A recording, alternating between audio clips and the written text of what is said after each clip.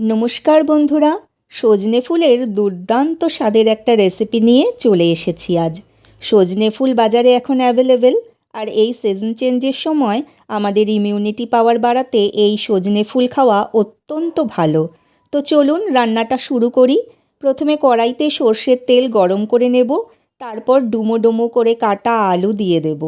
আলুটা ভাজা হতে হতে চলুন আমরা মিক্সিতে একটা পেস্ট তৈরি করে নিই। সর্ষে গুঁড়ো করব আগে, তারপরে সর্ষেটা জল দিয়ে পেস্ট করব।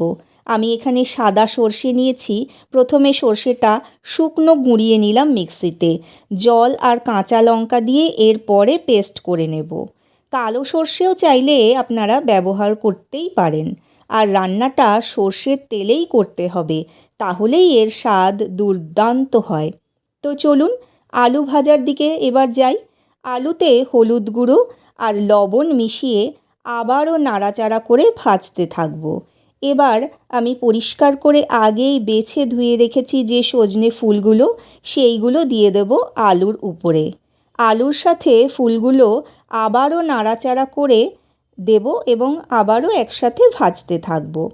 এবারে একটা বড় সাইজের টমেটো নিয়ে নেব এবং সেটা কুচিয়ে নেব, দিয়ে রাফলি কুচিয়ে নেব।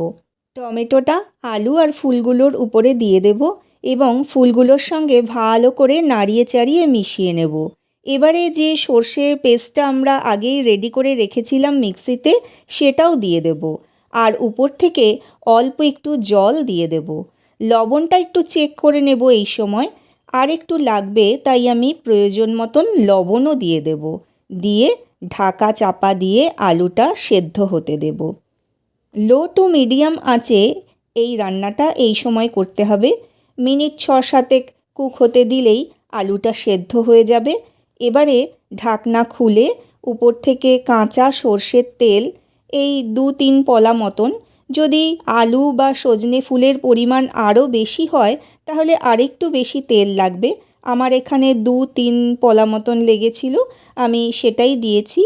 সেটা দিয়ে দেব, আর অল্প একটু চিনি দিয়ে পুরোটা হাই ফ্লেমে শুকনো শুকনো করে ভাজা ভাজা করে নেব।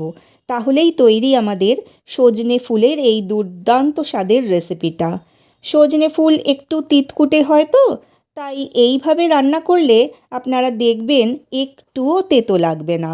তিতকুটে স্বাদের জন্য এই ফুল অনেকেই খেতে চায় না, কিন্তু এইভাবে রান্না করে আপনারা খেয়ে দেখবেন আর আমাকে অবশ্যই জানাবেন। খেতেও অসাধারণ হয়। গরম গরম ভাতে এই সজনে ফুলের দুর্দান্ত রেসিপিটা পেলে ভাত একটু বেশিই খাওয়া হয়ে যায়, দেখবেন এতই সুন্দর হয় খেতে। আর নতুন বন্ধুরা, আপনাদের ভালো লাগলে প্লিজ সাবস্ক্রাইব করে আমার পাশে থাকবেন।